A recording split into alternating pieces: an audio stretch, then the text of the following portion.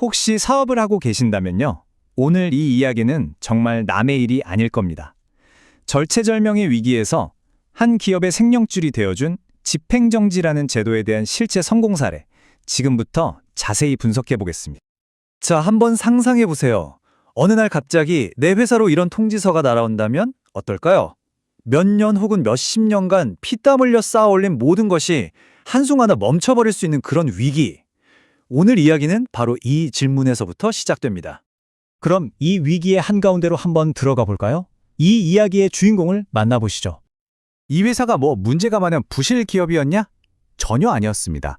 오히려 수년 동안 아주 안정적으로 운영되면서 소비자들의 신뢰를 차곡차곡 쌓아온 굉장히 건실한 건강기능식품 회사였어요. 그렇기 때문에 이들에게 닥친 위기는 더욱더 갑작스럽고 충격적이었죠. 문제가 된 건 바로 온라인 홍보물에 들어간 일부 표현이었습니다. 그런데 여기서 정말 중요한 포인트가 있어요. 이 표현이 회사가 소비자를 속이려고 일부러 쓴 게 아니었다는 겁니다. 심지어 광고 대행사 쪽에서 편집하다가 실수로 들어간 거였죠. 하지만 행정청의 처분은 정말 가혹했습니다. 자그마치 2개월, 영업정지 2개월이었어요.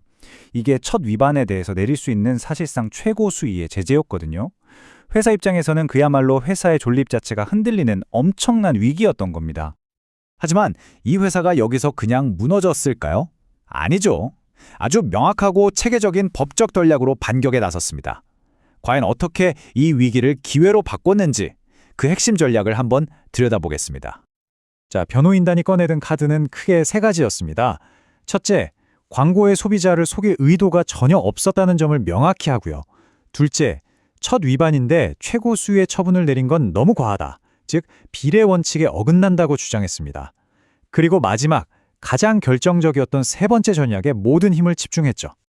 바로 이 부분입니다. 이게 핵심이에요. 단순히 피해가 너무 커요, 우리 망해요, 이렇게 감정적으로 호소한 게 아니었습니다.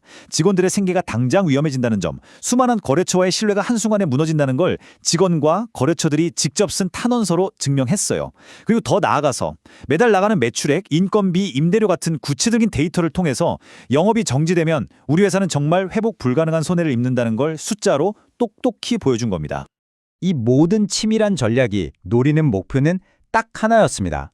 바로 회사가 다시 일어서서 싸울 수 있는 숨 쉴 시간을 버는 것. 그 비장의 무기가 바로 집행정지였던 거죠. 이게 뭐냐면요.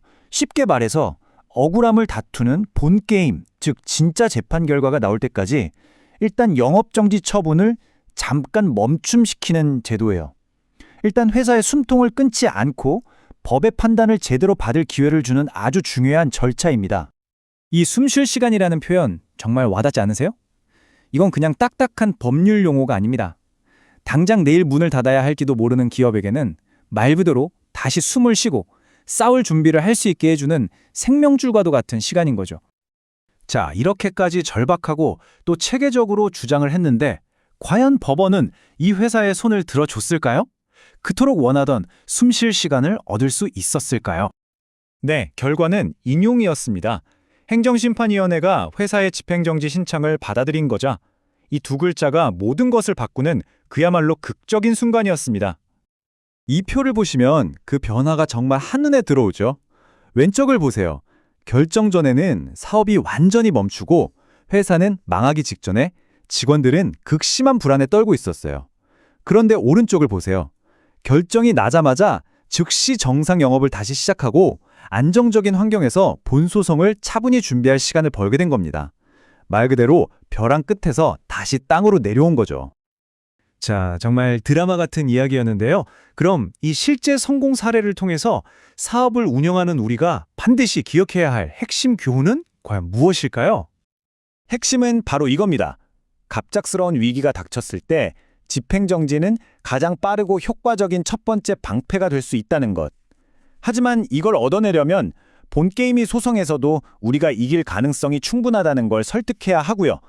또 피해 규모를 감정에 호소하는 게 아니라 냉철한 데이터와 숫자로 증명해야 한다는 겁니다. 바로 이 지점에서 법률 전문가의 역할이 정말 결정적이었던 거죠. 이 사건을 지적 담당했던 변호사의 말처럼 영업정지는 단순히 돈 문제가 아닙니다. 그 회사가 수년간 쌓아온 모든 것, 함께 일하는 사람들의 삶, 그리고 그 기업의 존재 자체가 걸린 문제라는 거죠. 이 사건이 그 무게를 다시 한번 우리에게 일깨워주고 있습니다. 오늘 이 이야기가 여러분의 위기 대응 계획을 한번 점검해보는 계기가 되었으면 좋겠습니다. 정말 만약에 이런 위기가 닥친다면 당신의 비즈니스를 지키기 위한 첫 번째 전환은 과연 어디로 향해야 할까요? 이 질문에 미리 답을 준비해두는 것, 그것이야말로 진짜 위기 관리의 시작일 겁니다.